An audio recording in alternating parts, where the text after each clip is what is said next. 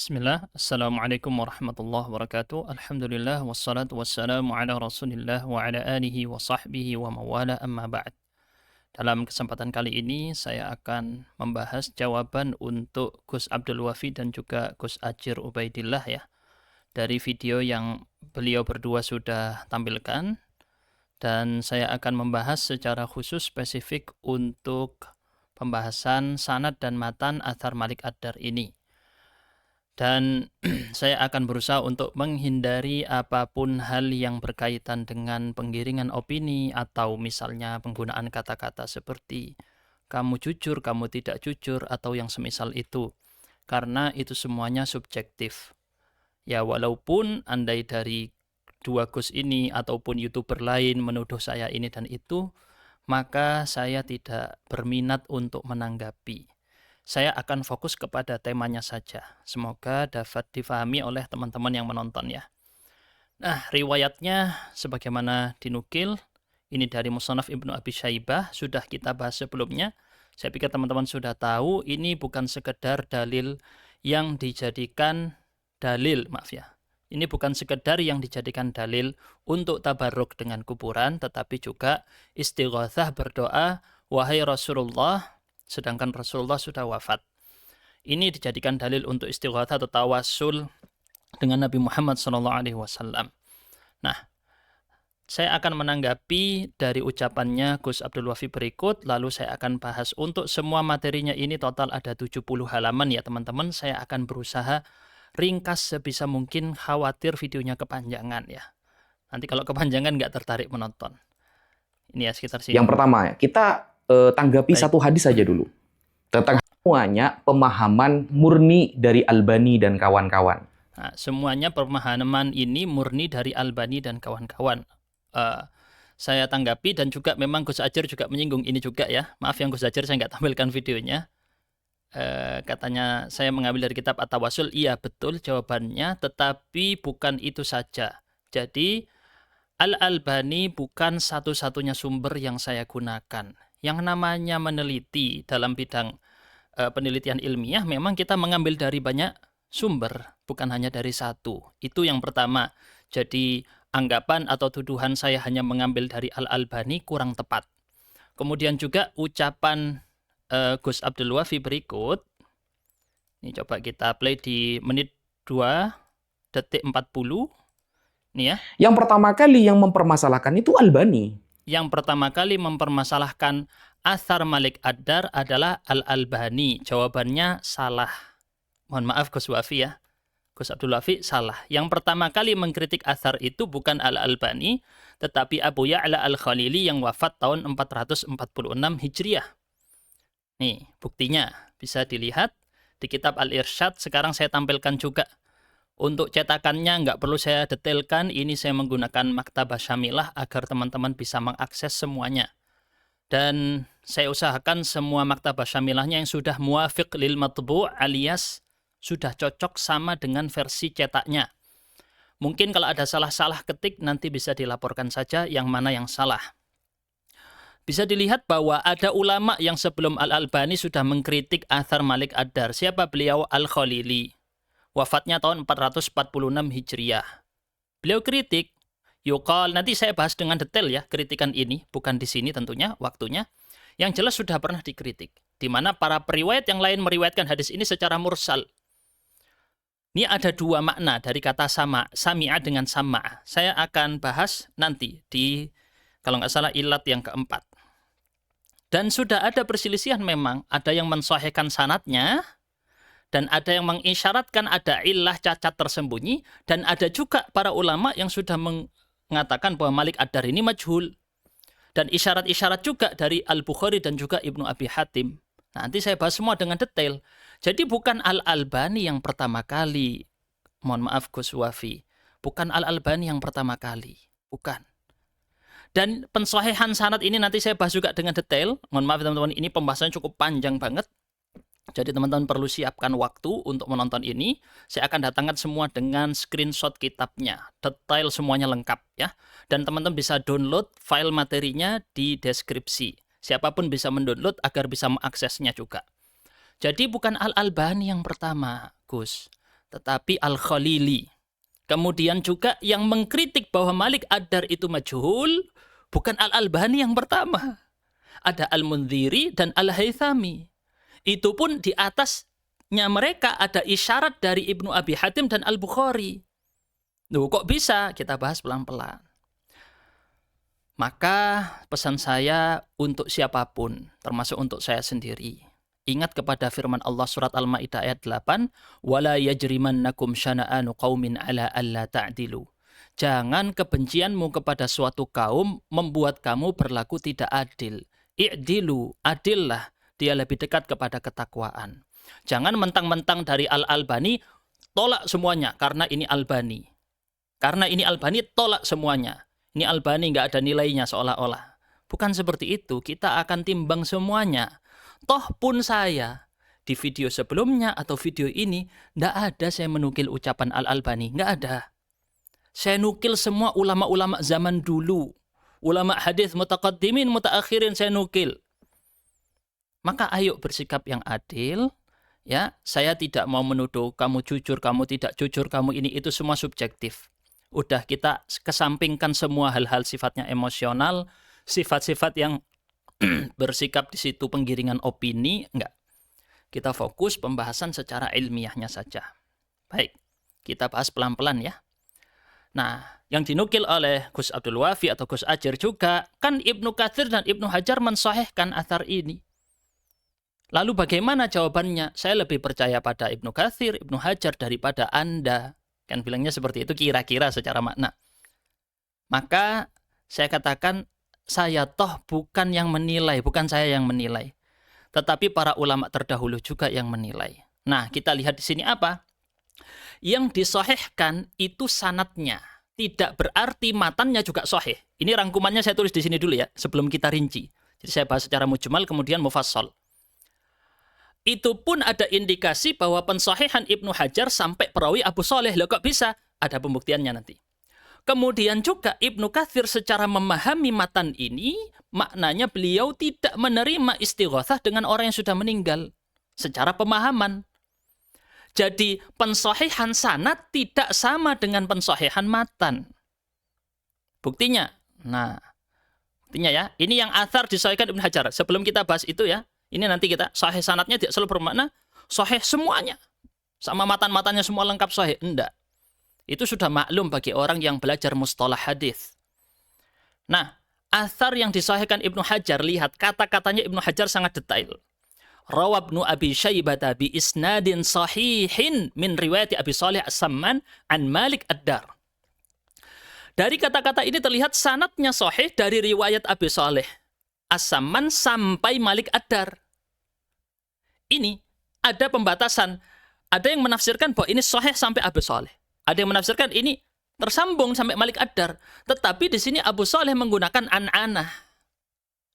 Abu Shalih menggunakan an-anah, ini yang biasa di mustalah hadis mesti ngerti. Pakai an Malik Ad-Dar, sedangkan tidak ada riwayat Abu Shalih terang-terangan tasrih dengan sama, terang-terangan mendengar, tidak ada. Ini detail ya. Ibnu Hajar itu menggunakan kata-kata yang memang difahami oleh orang-orang yang terjun di bidang mustalah hadits, ngerti. Oh iya, detail sekali kata-katanya. Sehingga beliau pilih di situ, bukan diletakkan isnadin sahih di akhir, enggak. Nah, ini mungkin masih debatable. Jadi ini bukan argumen mutlak yang saya sampaikan. Tetapi ini ada bukti-buktinya terjadi juga dalam praktek-prakteknya Ibnu Hajar yang lain. Ketika beliau, cuman saya khawatir waktunya nggak cukup, tapi kalau mau diminta data buktinya ada. Di kitab-kitab beliau yang lain, ketika beliau mensahihkan sanad, tetapi tidak semua rijal sanadnya, sampai akhir enggak. Nah, baik. Ibnu Katsir, bagaimana Ibnu Katsir? Beliau, di dalam kitab Al-Bidayah wan Nihayah, memang beliau mensahihkan juga, sebagaimana disebutkan dalam Musnad Al-Faruq. Tetapi,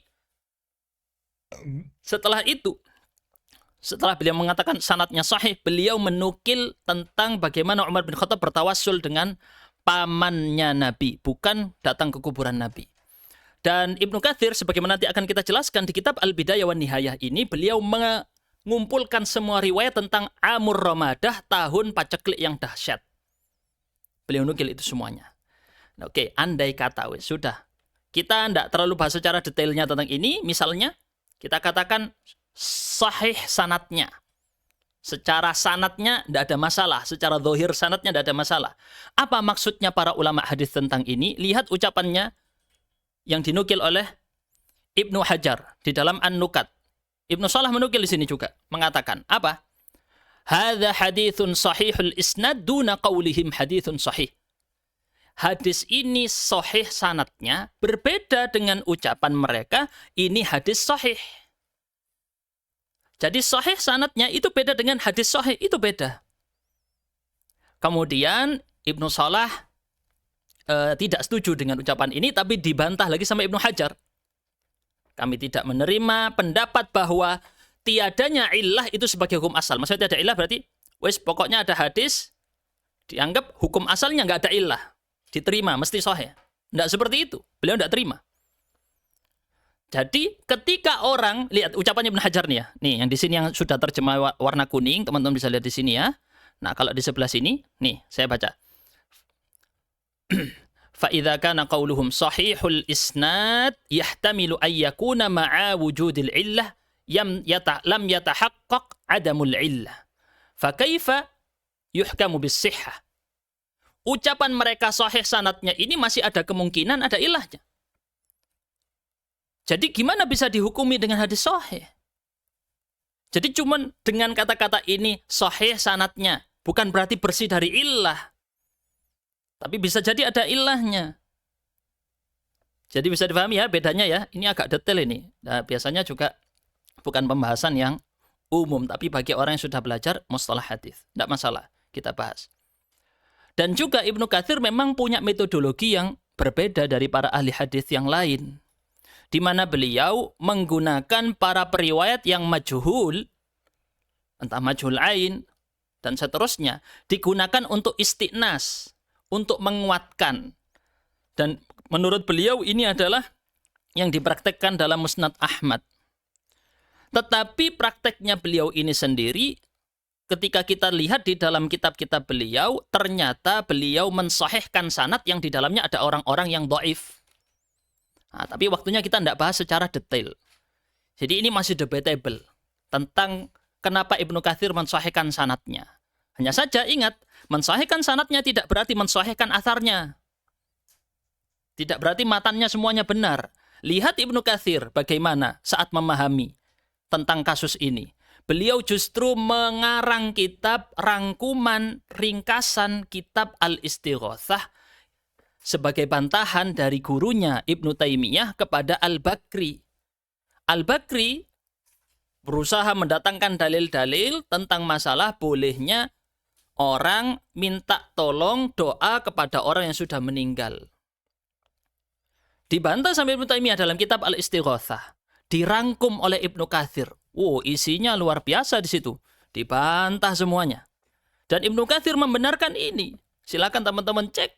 Ini ya, di sini ada link kitabnya, teman-teman bisa telusuri. Di situ ada pembuktian bahwa kitab ini nisbatnya sahih kepada Ibnu Katsir. Dan bahkan beliau membela gurunya di sini. Di awal-awal itu kata-kata cukup pedas ya untuk menyerang Al-Bakri yang membela praktik istighatsah melalui orang yang sudah mati. Dibantah oleh Ibnu Katsir di awal sebelum menukil ucapan gurunya Ibnu Taimiyah. Dan teman-teman bisa lihat sini kata-katanya. Yang isi dari kitab ini, maaf, covernya ketutupan mungkin ya. Covernya ketutupan saya, foto saya nih. Isi kitab Al-Istighatsah ini yang di samping saya ini. Isinya menolak keras semua praktek berdoa melalui perantara orang yang sudah wafat. Jadi Ibnu Katsir mensahihkan sanadnya tapi tidak membenarkan matannya. Itu. Jadi semoga jelas ya. Untuk ucapan Ibnu Hajar dan juga Ibnu Katsir sudah terjawab semuanya. Lalu kemudian, tapi banyak ulama yang meriwayatkan atsar ini. Yang meriwayatkan ada banyak ulama. Nah, contoh ini di videonya Gus Wafi, izin saya coba tampilkan. Menit 5:25. Nah. Tidak ada yang mempermasalahkan karena betapa banyak para ulama Ahlus Sunnah wal Jamaah meriwayatkan hadis ini dan tidak mengomentari mungkar, kemudian dhaif jiddan, bermasalah. Enggak ada. Nah, ini ada yang salah. Cukup berbahaya kalau kita praktekkan hanya sekedar para ulama meriwayatkan, kemudian tidak dikomentari mungkar atau dhaif jiddan, apakah sama dengan mensahihkan? Itu pertanyaan saya kepada Gus Abdul Wafi. Kalau seperti itu, maka akan ada ribuan hadis palsu dan lemah yang diriwayatkan banyak para ulama tanpa mereka komentari, berarti itu sahih. Ini konsekuensi berbahaya. Nah, kata-kata ini tidak tepat untuk dipakai. Karena periwayatan itu tidak sama dengan vonis hadis, itu beda. Meriwayatkan, dia sudah membawa sanad, sudah selesai, lepas tanggung jawab karena dia sudah membawa sanad. Ini maklum di antara orang-orang yang terjun di dalam bidang ilmu mustalah hadis. Jadi, meriwayatkan tanpa mengomentari tidak berkonsekuensi mensahihkan. Ini saya cantumkan di poin kedua ya. Tidak ada ulama hadis yang memahami seperti ini, tidak ada. Karena kalau dipahami seperti itu, akan ada ribuan hadis lemah dan palsu disamakan dengan hadis sahih karena tidak dikomentari. Dan, bukan hanya itu ya. Waduh, saya lupa untuk cantumkan ininya ya. Sebentar izin, di sini saya cantumkan ini. Untuk gambar tasjirnya. Sebentar teman-teman. Nah, ini saya sudah buatkan supaya tergambar. Karena Gus Ajir juga menyampaikan, ini diriwayatkan dalam kitab ini, di kitab ini, di kitab ini, di kitab ini, di kitab ini. Banyak ulama yang meriwayatkan. Secara turun-temurun, katanya Gus Ajir ya. Nah, ini penting untuk teman-teman memahami secara gambar besar dari kejadiannya. Agar tidak termakan dengan narasi seolah-olah banyak ulama yang di bawahnya ini saja, tapi tidak melihat keseluruhan jalur sanadnya. Contoh yang disebutkan misal oleh Gus Ajir, diriwayatkan Ibnu Abi Syaibah, diriwayatkan Ibnu Abi Khaythamah, diriwayatkan Ibnu Abdil Barr, ada juga diriwayatkan Al-Baihaqi, diriwayatkan oleh Ibnu Asakir, dan lain-lain banyak. Banyak sekali. Ibnu Jarir At-Tabari, silakan disebut semuanya. Ada Al-Khalili. Oke? Semuanya jadi satu jalur ke Abu Muawiyah. Jadi banyaknya para ulama di bawah ini tidak menjadi patokan. Ini sudah maklum bagi orang terjun di mustalah hadis ngerti. Mau sebanyak apapun kalau ujungnya ke satu itu, nanti yang dipelajari porosnya itu. Madarul hadis namanya. Ini madar. Bukan madara, ini madar ya. Madar Abu Muawiyah. Ini adalah madar, porosnya. Porosnya adalah Abu Muawiyah. Nah, ini yang dipelajari nanti. Jadi walaupun di bawah banyak sekali, yang dipelajari yang sini. Makanya kalau misalnya fokus banyak yang meriwayatkan banyak, tapi banyak ini semuanya sanad nazil di bawah ini semua ini. Di bawah semuanya, bukan tanpa meremehkan kedudukan dan kehormatan para ulama, bukan, tetapi dalam penelitian sanad ini biasa seperti ini. Kita menelusurinya nanti di sebelah sini, di Abu Muawiyah, dari A'mash, dari Abu Saleh, dari Malik Ad-Dar, dari Rajul. Ini yang kita pelajari. Maka penggunaan kata-kata yang meriwayatkan banyak para ulama ini kurang tepat. Karena yang dilihat itu bukan banyaknya riwayat di generasi bawah, tapi kita melihat poros sanad dan jalur-jalur utamanya. Itu kita teliti. Ini ya, saya sudah cantumkan juga, teman-teman yang tertarik bisa download di file materinya itu. Sudah saya cantumkan. Nah, sanad athar ini sanad atharnya ya teman-teman ya. Saya akan tampilkan di sini.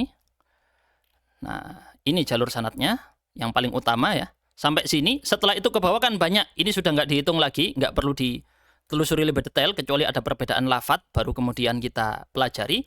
Tapi yang menjadi inti sampai Abu Muawiyah ini. Fokusnya ke sini ya teman-teman ya, sampai jalurnya Abu Muawiyah. Baik.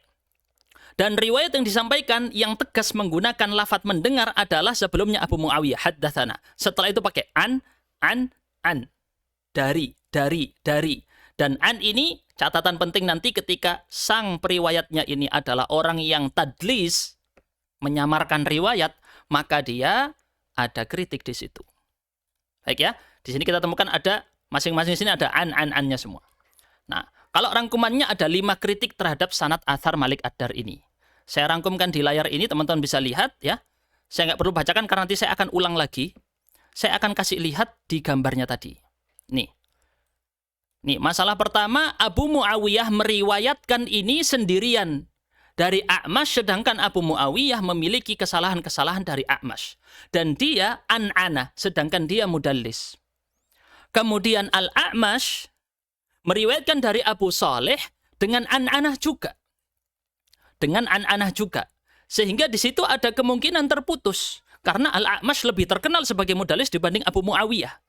Abu Muawiyah, murid-muridnya Al-A'mash yang lain tidak meriwayatkan ini. Hanya Abu Muawiyah sendiri yang meriwayatkan. Ya, ditambah lagi menyelisihi kejadian tahun Ramadah yang diceritakan Al-Hafidz Ibnu Katsir dalam Al-Bidayah wan Nihayah. Itu kejadiannya sama tahun 18 Hijriah. Tapi cuman ini yang menceritakan kisah tersebut. Hanya ini. Dan jalurnya tunggal, selain jalurnya tunggal, bermasalah.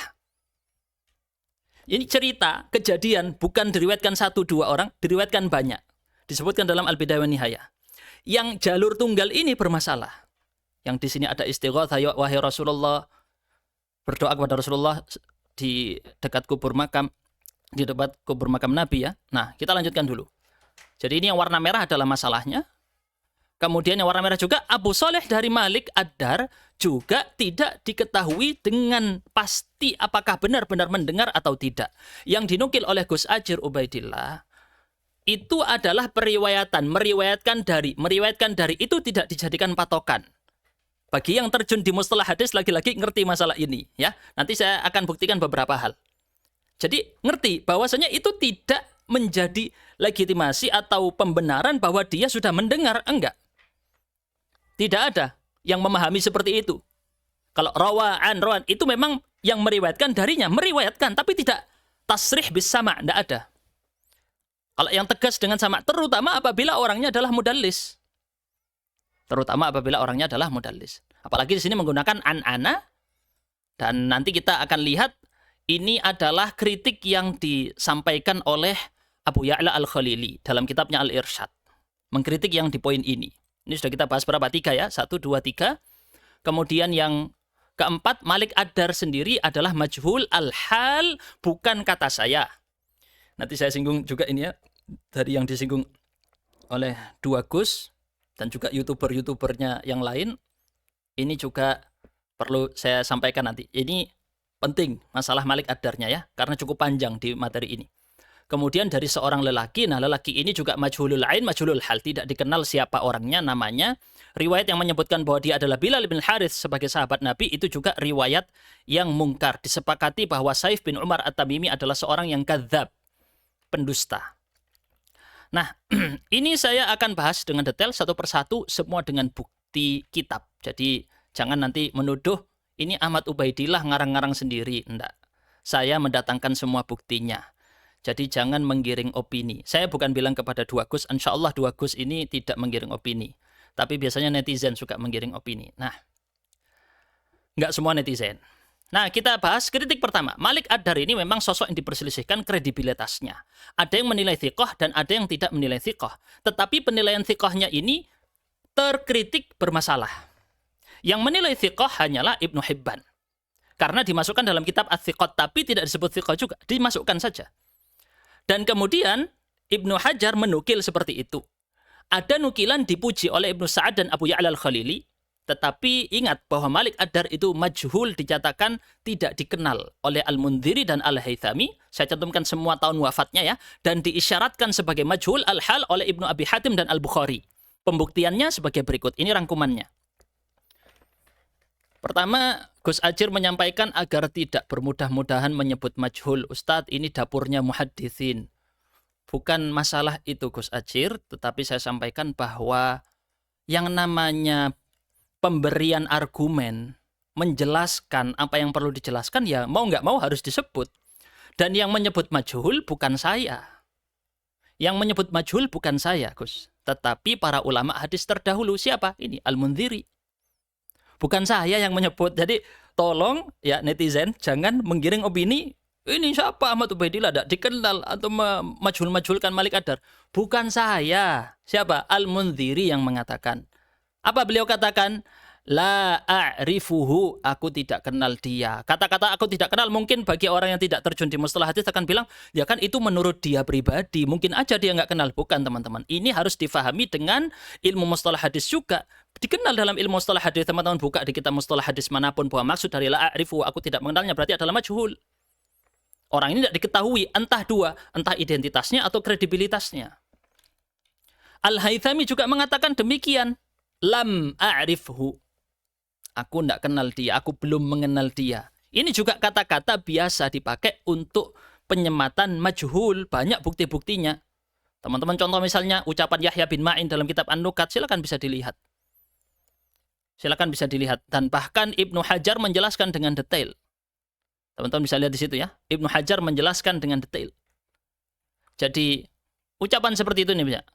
Fala yu'taradu alaihi bikaunihi rawa anhu jama'ah. Jadi jangan kemudian ditentang kalau ada Yahya bin Ma'in misal bilang, atau ulama hadis bilang, dia majhul.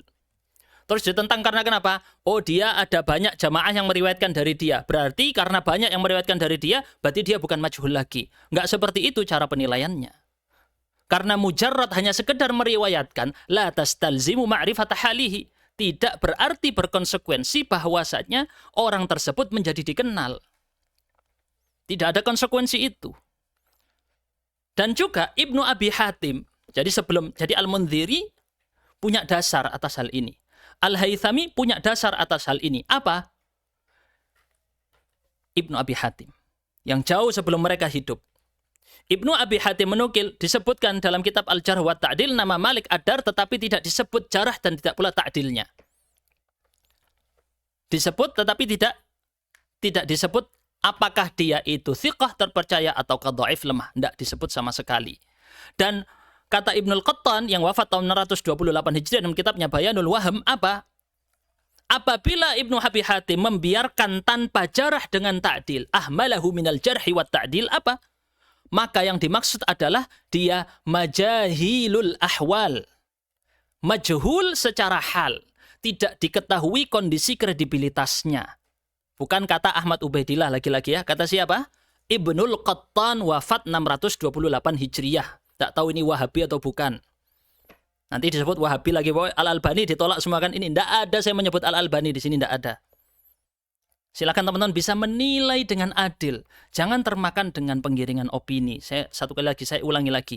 Jangan termakan dengan penggiringan opini atau dengan kata-kata Anda tidak jujur. Coba sampaikan jujur. Jangan seperti itu. Tinggalkan kata-kata seperti ini karena itu hanya akan membuat rusuh. Membuat orang tidak bisa menilai dengan adil. Ini kita tunjukkan datanya, buktinya. Mari kita lihat bersama-sama bagaimana. Ibnu Abi Hatim kalau menukil di dalam kitabnya Al-Jarh wa Ta'dil dan tidak disebut jarh ataupun ta'dil, itu adalah isyarat bahwa perawi itu adalah majhulul hal. Nggak diketahui apakah dia kredibel atau tidak. Ya tawakuf. Tawakuf apa artinya? Ditangguhkan. Bukan berarti, ya kalau istilahnya Al-Bukhari nanti ini di sini, tidak diterima, tidak ditolak, ditangguhkan. Contoh lagi buktinya ya. Ini disebutkan Ibnu Qattan juga. Wa ahmalahu Ibnu Abi Hatim kasairi man yujhalu ahwaluhum atau man yajhalu ahwalahum. Ibnu Abi Hatim mengabaikan, enggak disebut jarah, tidak disebut ta'dil. Tidak dipuji, tidak dicela. Sebagaimana orang-orang yang lain sair sisa-sisanya yang tidak diketahui kondisi atau kredibilitasnya. Udah jelas buktinya. Al-Bukhari juga menukil riwayat Malik Ad-Dar tanpa kisah istighatsah, tanpa kisah datang ke kuburan. Tanpa sanad juga. Di dalam kitab At-Tarikh Al-Kabir. Dan beliau langsung sebut ucapannya Umar ibn Al-Khattab. Tidak disebutkan jarah, tidak disebutkan ta'dil. Apa maksudnya Imam Al-Bukhari ketika melakukan seperti ini dalam At-Tarikh Al-Kabir? Lihat ucapannya Al-Hafidh Abu Muhammad ibn Yarbu' Al-Ishbili. Perhatikan. Karena Al-Bukhari telah berkata dalam kitab tarikhnya, saya tapi nggak menemukan ini dalam kitab tarikh yang dimaksud, tapi ini dinukil dalam kitab Tahdzibul Kamal. Ya, jilid dan halamannya tidak perlu saya sebutkan, khawatir memotong waktu. Ini aja sudah 30 menit ya, panjang. Perhatikan katanya beliau, kullu man lam ubayyin fihi jarhahu fahuwa 'ala al-ihtimal. Setiap orang yang belum aku jelaskan jarahnya berarti dia masih ihtimal. Apa ihtimal di sini? Maknanya ntar lagi dijelaskan di sini, ihtimal. ditangguhkan. Kalau aku bilang fihi nadhar, di sana ada yang perlu ditelusuri lagi, ada keraguan, maka dia tidak bisa ihtimal. Ihtimal ditangguhkan ini juga teman-teman bisa lihat. Kondisi memang majhul al-hal itu ditangguhkan. Nyambung ya, ini semuanya. Ini satu narasi semua sama. Mulai dari Al-Mundhiri, Al-Haythami, Ibnu Abi Hatim, sampai Al-Bukhari, ini satu narasi. Bagi orang yang memang mengenal bidang mustalah hadis. Nih, teman-teman bisa lihat di sini. Majhulul hal Ibnu Hajar bagaimana menjelaskan? Dijelaskan di sini, mimma fihil ihtimal. Dia mengandung ihtimal. Seperti kata Bukhari tadi ya. La yutlaqul qawlu biraddiha wala biqubuliha. Wala biqabuliha. Dia tidak boleh ditolak, tidak boleh diterima. Ditangguhkan, ditahan. Sampai jelas kondisinya sebagaimana ditetapkan oleh Imamul Haramain. Jelas ya? Alhamdulillah. Semoga terjawab semua ini tentang masalah Malik Ad-Dar sebagai majhul. Sudah kita sebutkan bukti-buktinya. Tapi Ustadz, bagaimana katanya Malik Ad-Dar dithiqahkan para ulama? Sebagaimana dinukil oleh Gus Abdul Wafi, Gus Ajir. Iya, disebutkan dalam Ibnu Hibban. Sebelum itu, kita sebelum menyebutkan yang awal menthiqahkan di antaranya Ibnu Hibban ya, dan juga yang memujinya nanti Ibnu Sa'ad. Malik Ad-Dar, ada yang menganggap bahwa beliau itu menjadi bendahara negara. Ini kurang tepat. Kalau kita lihat dalam At-Tarikh Al-Kabir, karya Ibnu Abi Khaythamah, itu beliau bukan bendahara negara, tetapi bendahara keluarganya Umar bin Khattab. Bukan bendahara negara. Ini perlu kita luruskan dulu. Kemudian, Malik Ad-Dar ini dicantumkan memang dalam kitab Ats-Tsiqat. Iya. Ibnu Hajar juga menukil ini. Tapi ingat, Ibnu Hajar sendiri menyebutkan metode Ats-Tsiqat ini diselisihi mayoritas ulama di dalam kitab Lisanul Mizan. Apa beliau katakan di sini, teman-teman bisa lihat ya. Nih. Anna jahalatal ain tartafi'u bi riwayati wahidin masyhur. Menurut Ibnu Hibban seolah-olah majhulnya zat atau identitas seseorang, tidak dikenalnya identitas seseorang, itu cukup terangkat dengan salah seorang yang meriwayatkan yang masyhur. Dan ini memang madhab gurunya Ibnu Khuzaimah. Tapi seharusnya jahalatu halihi, ketidaktahuan tentang kredibilitasnya, kondisinya, itu tetap menurut mayoritas ulama. Ini dipandang menyelisihi mayoritas ulama. Ini wal jumhuru ala khilafihi. Bahkan Ibnu Hajar menyinggung, ini madhabun ajib, ini madhab aneh. Madhabnya Ibnu Hibban aneh karena tidak sesuai dengan pendapat para ulama hadits mutaqaddimin. Tidak sesuai. Nih, lebih tegas lagi. Ini adalah metode maslak Ibnu Hibban fi kitab Ats-Tsiqat. Ini metodenya Ibnu Hibban dalam kitab Ats-Tsiqat. Yadhkuru khuluqan mimman. Jadi beliau sebutkan para periwayat-periwayat yang sudah disebut oleh Abu Hatim dan ulama-ulama lain bahwa mereka adalah majhul. Tapi masih sama Ibnu Hibban dimasukkan thiqah. Sudah jelas ulama-ulama hadis terdahulu mengatakan majhul. Tapi Ibnu Hibban masukkan thiqah. Maka kalau Ibnu Hibban sendirian menukil, menthiqahkan di dalam kitab Ats-Tsiqat, itu bukan pegangan. Berdasarkan ucapannya Ibnu Hajar ini. Teman-teman juga bisa lihat ucapannya Al-Imam Az-Zahabi rahimahullah. Ibnu Hibban itu berhujjah dengan orang yang majhul.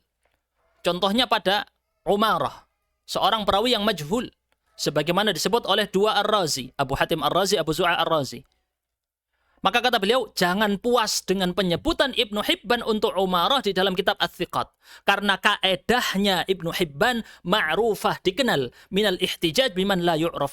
Dia kaedahnya selalu berhujjah dengan orang yang tidak dikenal. Majhul. Bukan Ahmad Ubaidillah yang bilang, Az-Zahabi. Jelas ya? Bukan Ahmad Ubaidillah yang bilang, Ibnu Hajar. Dari tadi ini semua satu narasi sama. Dan begitulah. Jadi kalau mengenal dengan ilmu hadis, mustalah hadis, akan selaras ini. Jalan bareng, tidak ada pertentangan, tidak ada kontradiksi. Lihat juga Al-Khalili dengan Ibnu Sa'ad sebagaimana yang disebutkan. Jadi apa yang disebut oleh Ibnu Hibban sebagai masuk dalam kitab Ats-Tsiqah tidak mengangkat derajatnya menjadi tidak majhul. Walaupun dimasukkan dalam kitab Ats-Tsiqah, karena metodologi Ibnu Hibban di sini menyelisihi ulama hadis mutaqaddimin. Dan beliau sering berhujjah dengan yang majhul. Kemudian bagaimana dengan pujian Al-Khalil dan Ibnu Sa'ad yang dinukil? Disebutkan oleh Gus Ajir juga Gus Abdul Wafi yang semakna. Maka jawabannya adalah pujian tersebut tidak bermakna ta'dil, pujian saja, tapi tidak sertifikasi bahwa dia adalah seorang yang thiqah. Apa buktinya? Ibnu Sa'ad di dalam kitabnya At-Tabaqat Al-Kubra memang menyebutnya ma'ruf, dikenal. Teman-teman yang belajar mustalah hadis tahu bahwa kata ma'ruf bukan bentuk lafadz ta'dil, bukan bentuk sertifikasi dia thiqah, bukan. Dia nggak bisa sendirian menjadi kata ta'dil, nggak bisa. Justru yang terjadi, teman-teman bisa lihat prakteknya. Ibnu Sa'ad saat menyebut fulan Silah bin Sulaiman ma'ruf. Tetapi setelah kita telusuri, Silah bin Sulaiman, sebagian disebutkan oleh Az-Zahabi dalam kitabnya Mizanul I'tidal, dia adalah orang yang dhaif, lemah, matruk, ditinggalkan. Jadi kata ma'ruf tidak selalu berkonsekuensi ta'dil sertifikasi thiqah. Enggak. Ini dikenal oleh orang-orang yang belajar mustalah hadis. Ketika saya juga sempat diskusi tentang di media Zoom ini ya dengan teman-teman di Manikam Ihkam Center, saya tanya di kolom chat, silahkan, ada yang tahu apakah ma'ruf ini memang ucapan ta'dil para ulama untuk menilai seorang itu adil, thiqah? Tidak ada. Silahkan bisa didatangkan buktinya. Tidak bisa sendirian dengan kata ma'ruf sendirian, tidak bisa. Harus ada kata yang lain. Al-Khalili, bagaimana Ustaz dengan Al-Khalili? Pujiannya lebih lengkap. Tabi'iyun qadimun muttafaqun alaih. Seorang tabi'i, qadim senior, muttafaq alaih, disepakati. Sepakati apa? Sebagai tabi'i. Disepakati sebagai tabi'i. Athna alaihi tabi'un, dipuji oleh para tabi'in. Bagaimana dengan ucapan Al-Khalili ini? Walaupun Al-Khalili mengkritik Athar Malik Ad-Dar, beliau isyaratkan ada illah cacat tersembunyi. Kenapa di sini beliau memuji atau menyebut nukilan bahwa dipuji?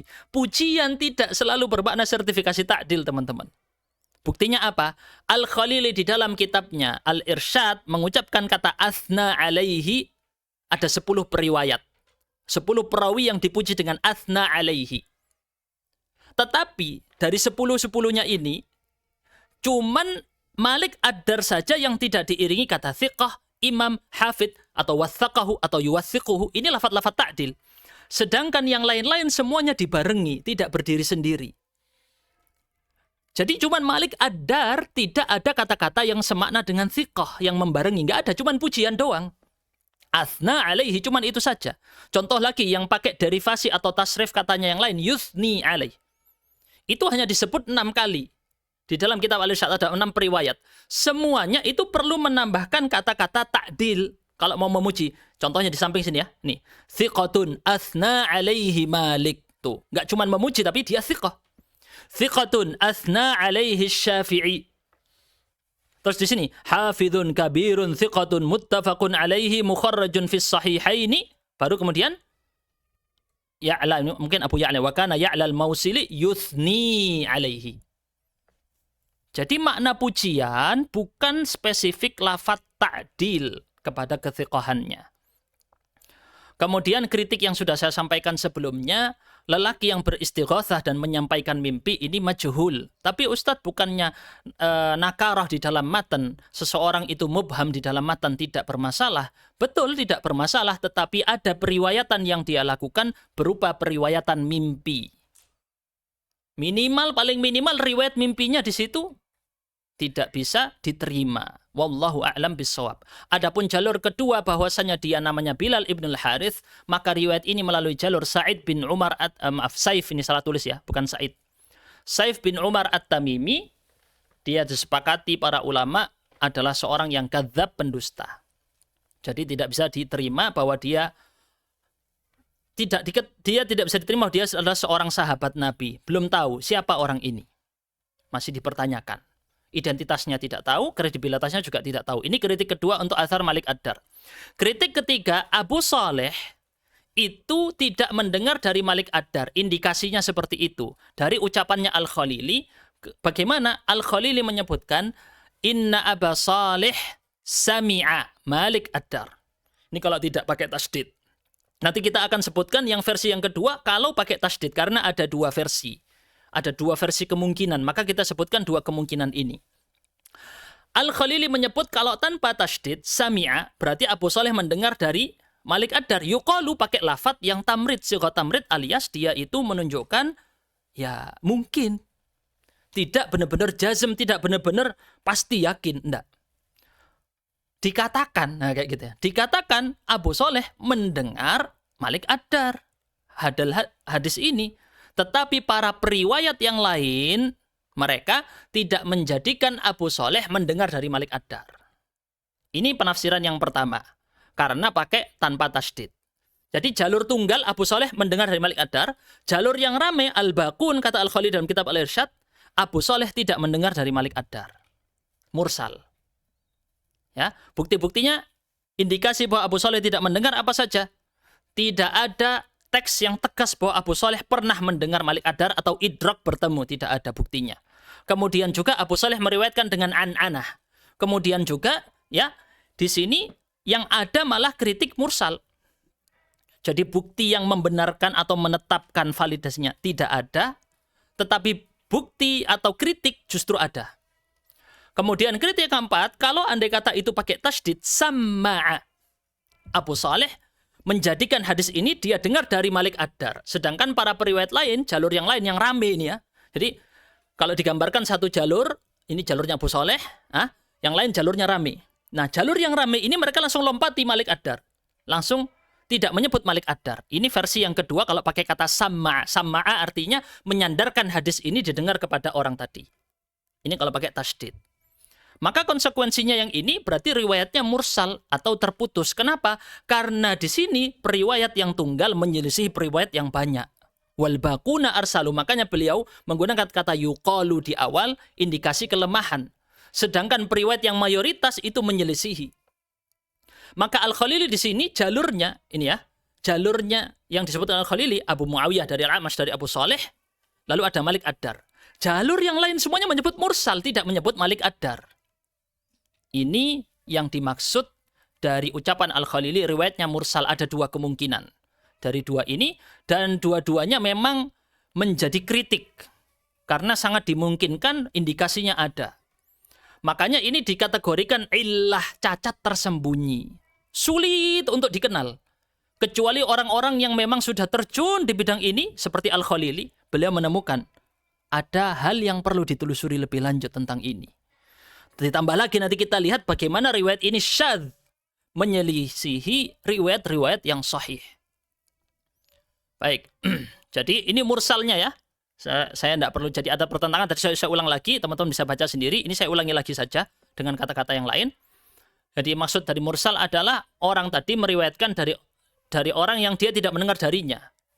Tapi ngaku-ngaku mendengar dari dia. Jadi ngaku-ngaku. Dan buktinya bisa teman-teman lihat di sini ya. Pada prakteknya Al-Khalili di kitab Al-Irsyad juga menyebut yang semisal lam yasma'ahu minal auza'i wa innama arsalahu. Dia meriwayatkan secara mursal. Oke. Saya nggak perlu panjang-panjang membahas. Yang jelas di sini terjadi jalur yang syadz menyelisih jalur yang mayoritas. Nah, dari mana asal kenapa kok ini jadi mursal? Yang tadinya mursal dijadikan muttasil, bersambung. Dari mana asalnya?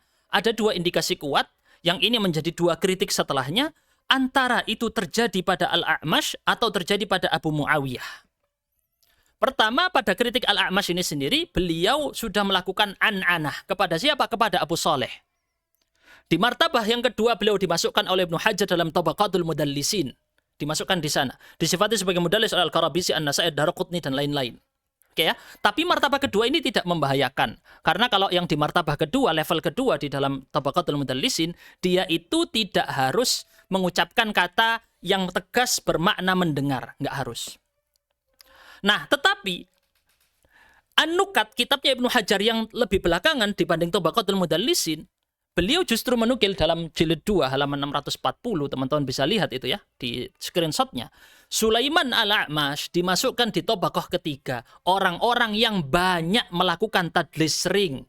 Dan Ibnu Hajar sendiri menyebut dalam tabaqatul mudallisin, yang dimaksud dengan tabaqah ketiga ini apa? Yang apa namanya? Martabah atau level yang ketiga ini bagaimana? Mereka hadis-hadisnya tidak bisa dijadikan hujjah kecuali sudah tegas menyatakan telah mendengar. Sami'tu, haddatsana. Baru dikatakan ini adalah orang sudah mendengar. Sudah tersambung baru. Kalau tidak mengatakan itu, seperti yang terjadi pada kasusnya Al-A'mash, beliau mengucapkan an. Tidak tegas mengucapkan mendengar. Begitu ya. Nah, ini ya, teman-teman bisa lihat buktinya. Ibnu Abdillah berkata dalam kitab At-Tamhid apa? Lam yuhtajja bi syai'in mimma rawahu hatta yaqula akhbarana aw sami'tu. Tidak boleh dijadikan hujjah sedikit pun sampai dia mengucapkan akhbarana atau sami'tu. Sedangkan Al-A'mash di sini sebagai seorang mudallis dan terkenal masyhur sebagai mudallis, di tabaqah yang ketiga, level yang ketiga, beliau hanya mengucapkan an. Maka di situ terkritik. Benar nggak ini Al-A'mash mendengar dari Abu Saleh? Atau jangan-jangan tidak? Masih diragukan, ditangguhkan dulu. Tidak bisa ditetapkan. Kemudian juga kita lihat di dalam kitab Al-Kifayah punya Al-Khatib Al-Baghdadi. Sama juga, teman-teman bisa lihat dari ucapannya Ali bin Al-Madini, gurunya Al-Imam Al-Bukhari. Apa yang beliau katakan? Idza kana al-ghalibu alaihi at-tadlis fala hatta yaqula haddatsana. Maaf, fala hatta yaqula haddatsana. Salah ngomong itunya ya. Apa komanya. Kalau dia terkenal dengan sebagai seorang mudallis, penyamar riwayat seperti kasusnya pada Al-A'mash, maka tidak diterima riwayatnya sampai dia mengucapkan haddatsana, tegas bahwa dia sudah mendengar. Kenyataannya tidak. Di dalam semua jalur riwayatnya semuanya menggunakan an. Al-A'mash, bukti-bukti bahwa dia pernah melakukan tadlis kepada Abu Saleh ada lumayan. Di antaranya disebut oleh Al-Qarabis dalam Ikmal Tahdzibul Kamal. Di antaranya juga yang disebutkan oleh Ibnul Qattan dalam kitabnya Bayan Al-Wahm. Al-A'mash, sebagaimana terkenal dalam hadis yang Al-Imamu Dhamin wal Mu'adzinu Mu'tamin. Itu di dalam hadis tersebut, Al-A'mash melakukan tadlis kepada Abu Saleh. Ini bukti-buktinya ya. Nih, Al-A'mash tidak mendengar dari Abu Saleh. Al-A'mash tidak mendengar hadis ini dari Abu Saleh. Bukti yang kedua juga ada di dalam hadis riwayat Al-Hakim. Hadis riwayat dinukil oleh Al-Hakim dalam kitab Mustalah Hadisnya Ma'rifatul Ulumil Hadis. Gitu ya. Hadis ini Al-A'mash tidak mendengarnya dari Abu Saleh. Bukti lagi, ada lagi. Al-A'mash dari Ibnu Ammar Asy-Syahid. Ibnu Ammar Asy-Syahid ini yang menukil di dalam kitabnya Ilalul Ahadits fi Sahih Muslim. Beliau menyinggung tentang masalah ini, hadis man nafasa an mu'minin kurbatan. Nah, kemudian disebut Al-A'mash tadlis kepada Abu Saleh. Barangkali ada orang sebelum itu. Farubbama akhadha an ghairi thiqat. Kritik yang keenam, selain Al-A'mash itu sendiri yang juga tercatat tadi diragukan atau bermasalah, mungkinan itu yang kemudian menyebabkan ada masalah juga pada bawahnya Al-A'mash, yakni Abu Muawiyah. Sebenarnya semua ulama-ulama ini thiqah, teman-teman ya. Semua ulama ini thiqah, tetapi ada cacat-cacat yang tersembunyi ini tadi yang harus ditelusuri lebih dalam memang. Contohnya tadi, mudallis. Tafarrud sendirian Abu Muawiyah, satu-satunya yang meriwayatkan. Murid-muridnya Al-A'mash yang lain tidak meriwayatkan seperti ini. Dan Abu Muawiyah juga disifati tadlis, sekalipun beliau adalah thiqah, orang yang paling hafal hadis-hadisnya Al-A'mash, tapi juga disifati tadlis. Dan di riwayat ini beliau melakukan an Al-A'mash. Dan terjadi berkali-kali beliau salah di dalam menisbatkan atau menyebutkan hadis-hadis Al-A'mash. Ini disebutkan dalam kitab Al-Ilal, Abdullah ibn Ahmad ibn Hanbal melakukan kesalahan, yukhti'u fi ahadits min ahaditsil A'mash. Salah. Dan juga teman-teman bisa lihat yang lebih tegas lagi di sini ya. Menggunakan lafadz an. Maaf, mana yang ini ya? Ini ya. Yu'addil al-fadh wal akhbar Abu Muawiyah an. Menggunakan lafadz an. Padahal Abu Muawiyah sering salah kepada Al-A'mash. Kok sering, maaf. Terkadang. Salah, bukan sering ya ini. Yukhti. Kalau di sini terjemahkan terkadang, tapi ya yukhti. Kita terjemahkannya jadinya terkadang. Tidak ada sebenarnya indikasi secara khusus tetapi difahami secara konteks. Berbuat salah. Abu Muawiyah berbuat salah atau salah dalam menukil hadis-hadis Al-A'mash. Dan ada sekian kekeliruan yang dinukil juga disebutkan oleh Ibnu Rajab dalam syarah Ilal At-Tirmidzi. Ini disinggung tentang masalah ini. Ibnu Mahdi menyebutkan Abu Muawiyah memiliki kesalahan sekian-sekian kekeliruan, waham. Jadi ini kritik terhadap sanadnya cukup banyak. Yang tadi kita cantumkan ada 6. Ini semuanya. Totalnya ada 6. 1, 2, 3, 4, 5. 6-nya itu di sini. Antara yang sini ya, Abu Shalih dengan Malik Ad-Dar, di situ ada 2 kemungkinan. Ada 2 kemungkinan makna mursal. Maka selanjutnya yang paling penting lagi adalah kritik matannya. Dari segi matan, ini menyelisihi riwayat-riwayat yang sahih pada kejadian tahun Ramadah paceklik yang dahsyat tahun 18 Hijriyah. Nggak ada yang menukil cerita seperti ini. Justru yang ada adalah prakteknya Umar yang menyelisihinya. Nih, kita buktikan ya di sini ya. Sehingga tanggapan untuk Gus Abdul Wafi, kan nggak apa-apa namanya nggak usah disebut. Toh Umar bin Khattab sudah menyetujui. Ini kurang tepat. Kenapa? Karena secara riwayat kita akan lihat pembuktian sebagai berikut. Perhatikan. Dinukil dalam Al-Bidayah wan Nihayah, tahun Ramadah itu ya tahun 18 Hijriah itu tadi. Satu kejadian. Bukan terulang-ulang tahunnya. Dia terjadi pada satu kejadian yang sama. Makanya Ibnu Katsir menukil semua riwayat-riwayat di sini termasuk athar Malik Ad-Dar dikumpulkan di sini, termasuk juga dengan riwayatnya yang tadi kita singgung, Umar bertawasul dengan paman Nabi Al-Abbas bin Abdul Muttalib. Sampai sini mungkin jelas ya. Nah, kalau kita lihat berarti ini satu kejadian. Kenapa kita mempertahankan riwayat yang bermasalah ini tadi, sedangkan riwayat-riwayat yang sahih banyak? Kenapa nggak berpegang dengan riwayat-riwayat yang sahih dan praktek para sahabat Nabi yang sahih?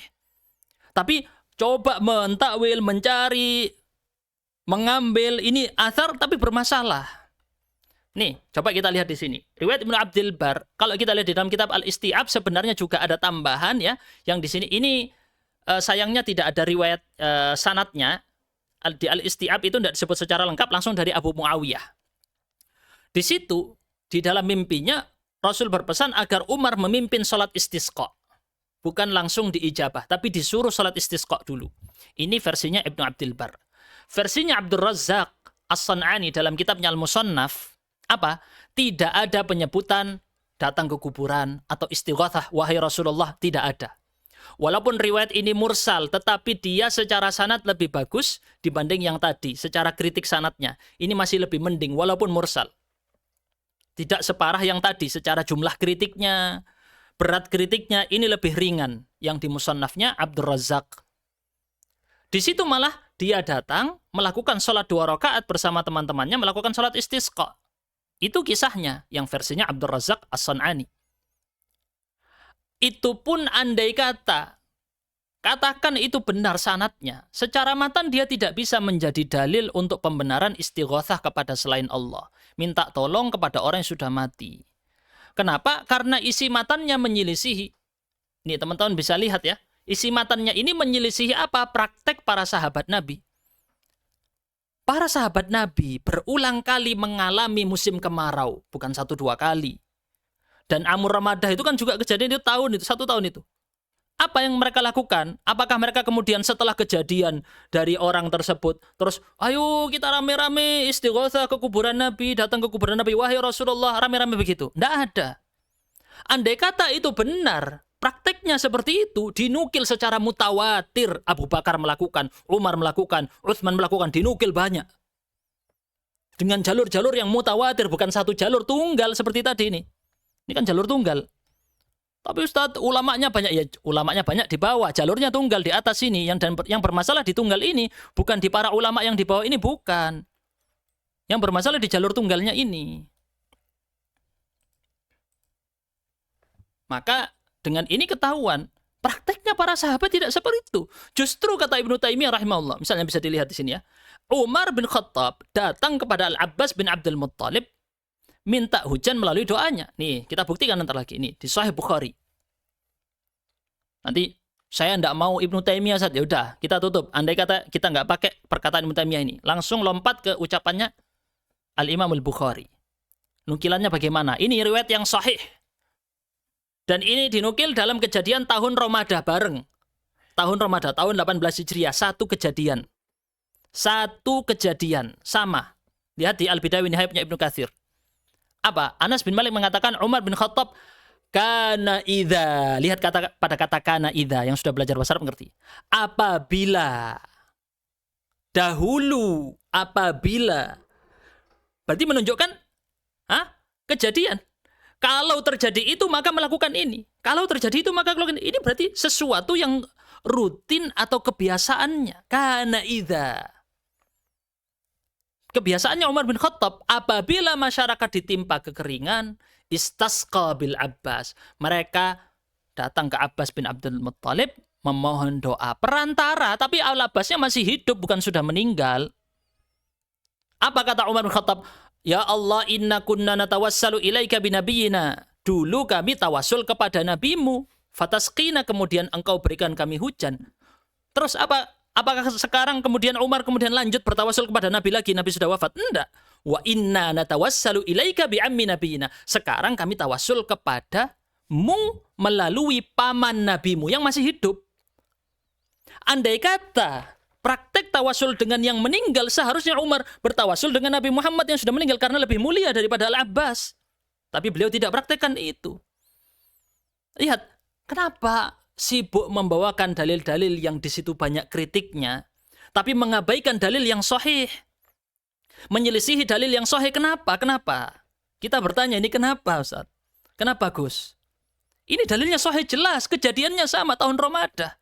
Dan bahkan menggunakan kana idza, apabila. Ini menunjukkan kebiasaan para sahabat seperti itu.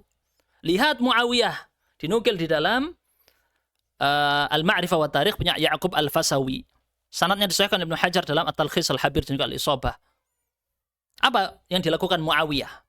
Saat penduduk Damaskus mengalami kekeringan, beliau mengajak untuk sholat minta hujan istisqa, dicari mana yang namanya Yazid ibn al-Aswad al-Jurashi. Dicari. Dipanggillah. Dibawa datang. Lalu Muawiyah berdoa, Allahumma ya Allah, kami memohon syafaat pertolongan kepadamu melalui perantara Yazid ibn al-Aswad al-Jurashi. Wahai Yazid, angkat dua tanganmu kepada Allah. Disuruh Yazid berdoa. Pertanyaannya, Yazidnya masih hidup atau sudah wafat? Masih hidup. Kalau Muawiyah benar melakukan tawasul dengan orang yang sudah meninggal, ya nggak tawasul dengan Yazid, tawasul dengan yang lain yang sudah meninggal. Lihat praktek para sahabat.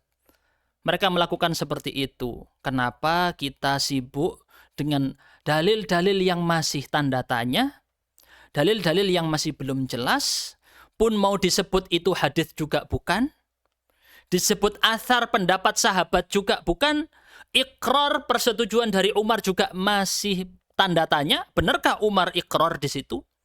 Jadi kalau dipertanyakan secara usul fikih, itu jenis dalil apa? Kita tanyakan secara usul fikih, itu yang Anda pilih tadi, termasuk jenis dalil apa? Sedangkan dalil-dalil yang sahih sangat banyak menyelisihi apa yang Anda paksakan. Semoga yang kami sampaikan ini tidak lain kita niatkan kecuali mengharapkan ridha Allah Subhanahu wa taala. Saya mohon maaf bila ada kesalahan kata-kata. Subhanakallahumma bihamdika asyhadu an la ilaha illa anta astaghfiruka wa atubu ilaik. Wassalamualaikum warahmatullahi wabarakatuh.